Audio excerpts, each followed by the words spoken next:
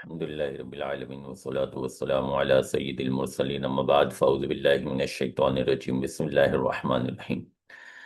رب کریم جل جلالہ سورہ بقرہ کی آیت نمبر 21 میں اس بات کی طرف ترغیب دلاتا ہے، یا ایھا الناس اعبدوا ربکم الذی اپنے رب کی عبادت کیوں کرنی ہے؟ رب کی عبادت کرنے کے لیے ظاہری جو وجوہات ہوتی ہیں وہ ظاہری وجوہات یہاں پہ رب کریم جل جلالہ نے بیان فرمائی، اور ان ظاہری وجوہات کی بنا پر اللہ تبارک و تعالیٰ نے ایک تو عبادت کا حکم دیا، دوسرا اللہ سے ڈرنے کا، تقوی کا، اللہ کے احکامات پر عمل کیا جائے اور اللہ تبارک و تعالیٰ نے جن کاموں سے منع کیا ہے ان کاموں سے بچا جائے۔ ہوتا یہی ہے کہ جب کوئی شخص ہمارا محسن ہوتا ہے، ہم پر مہربانی کرتا ہے، ہم پر احسان کرتا ہے، تو ہم کوشش کرتے ہیں کہ اس کی بات کو مانیں، اور جس چیز سے وہ ہمیں منع کرتا ہے، جس چیز سے وہ ہمیں روکتا ہے، اس چیز سے ہم روکیں۔ یہاں پر اللہ تبارک و تعالیٰ نے اپنے وہ احسانات جو بالکل واضح ہیں، بالکل عیاں ہیں، بالکل ہر ایک کو سمجھ آتے ہیں، نظر آتے ہیں، وہ احسانات بیان فرمائے کہ ہم نے زمین بنائی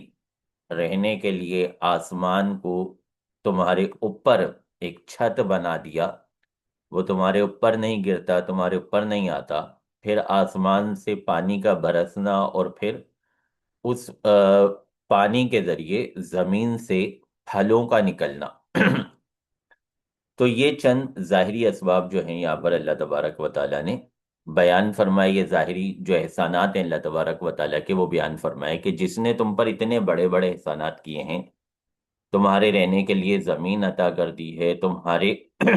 اوپر ایک سائبہ مقرر کر دیا ہے آسمان کی صورت میں، اور پھر اس آسمان سے پانی برسایا جاتا ہے، اور اس پانی کے ذریعے تمہیں خوراک ملتی ہے، غذا ملتی ہے، طرح طرح کے میوے اور طرح طرح کے پھل سبزیاں ملتی ہیں، تو اس کے احسان کو مانتے ہوئے چاہیے کہ اس کی عبادت کی جائے۔ تو ان آیات مقدسہ میں جہاں اللہ تبارک و تعالیٰ نے اپنے احسانات کو شمار کروا کے ایک عام شخص کو جو اللہ تبارک و تعالیٰ کے وحدانیت کے، اللہ تبارک و تعالیٰ کے ربوبیت کے بہت گہرائی کے ساتھ دلائل کو نہیں جانتا، نہیں سمجھ پاتا اس کے احسانات کو، تو جو ظاہری احسانات ہیں وہ شمار کروائے گئے، اور ان کی بنیاد پہ فرمایا گیا کہ اللہ کی عبادت بھی کرنی چاہیے جس نے اتنے تم پر احسانات کیے ہیں، اور اس کا تقوی بھی اختیار کرنا چاہیے، یعنی اس کے بتائے ہوئے احکامات پر عمل اور اس کے ممنوع کردہ احکامات سے رکنا، یہ تقوی کا ایک عام فہم سا معنی ہے۔ تو یہ کرنے کا ہمیں حکم دیا گیا۔ تو ان آیت مبارکہ میں جہاں اللہ تبارک و تعالیٰ نے ان احسانات کو شمار کروا کے ہمیں اس بات کی طرف توجہ دلائی، وہیں ان آیت مقدسہ سے ہمیں یہ بھی پتہ چلتا ہے کہ اگر ہم کسی کو چاہتے ہیں کہ وہ ہماری پیروی کرے، ہماری بات مانے، ہمارے بات پر عمل کرے، تو اس کا طریقہ یہ ہوتا ہے کہ ہم اس پر احسان کریں، ہم اس کے لیے کچھ اچھا کریں، کچھ اچھے اس کے لیے معاملات کریں۔ تو جب اس کے ساتھ احسان ہوگا تو یہ فطری تقاضا ہے، ایک انسان کی فطرت کا، ایک فطرت نے جو انسان کے اندر رکھا ہے، بلکہ دوسرے جانداروں میں بھی یہ تقاضا رکھا گیا ہے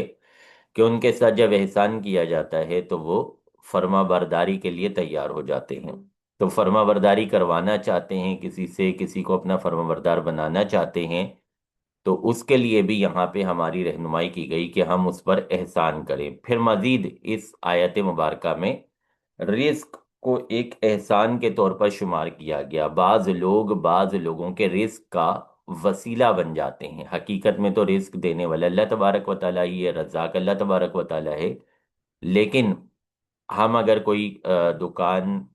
ہماری اپنی ہے یا ہمارا کوئی بزنس ہے یا ہمارا کوئی کاروبار ہے اور ہمارے ماتحت یا ہم کسی عہدے پر فائز ہیں، تو ہمارے ماتحت کچھ لوگ ہیں کہ جن کو بظاہر ہم سیلری دیتے ہیں، ہم ان کے جو ہے رزق کا سبب بنے ہوئے ہیں۔ اللہ تبارک و تعالیٰ نے ہمیں یہ مقام و مرتبہ دیا ہے، یہ سٹیٹس دیا ہے کہ ہمارے ہاتھ سے ان کا رزق ان کے پاس پہنچتا ہے۔ تو یہ اللہ تبارک و تعالیٰ کے انتہائی شکر کا موقع ہوتا ہے کہ اگر دو تین لوگوں پر ہمارا اختیار ہے، دو چار لوگوں کا رزق ہمارے ہاتھ سے اللہ تبارک و تعالیٰ، دینا اللہ نہیں ہے لیکن ہمارے ہاتھ سے جاتا ہے کیونکہ ہم اس مل کے اونر ہیں، ہم اس فیکٹری کے اونر ہیں، یا ہم ان کے سربراہ ہیں، ہم ان پر عہدیدار ہیں، تو وہ ہمارے اس وجہ سے رسپیکٹ کرتے ہیں، وہ ہماری اس وجہ سے عزت کرتے ہیں کہ ان کا رزق جو ہے وہ ہمارے ذریعے سے ان کے ہاتھوں میں پہنچ رہا ہے۔ تو یہ اللہ تبارک و تعالیٰ کا انتہائی کرم ہوتا ہے، فضل ہوتا ہے، اس پر اللہ تبارک و تعالیٰ کا شکر ادا کرنا چاہیے، اللہ کا احسان ماننا چاہیے، نہ کہ ہم غرور کریں، ہم یہ سمجھیں کہ ہم بہت بڑی چیز ہیں، ہم بہت بڑی شے ہیں،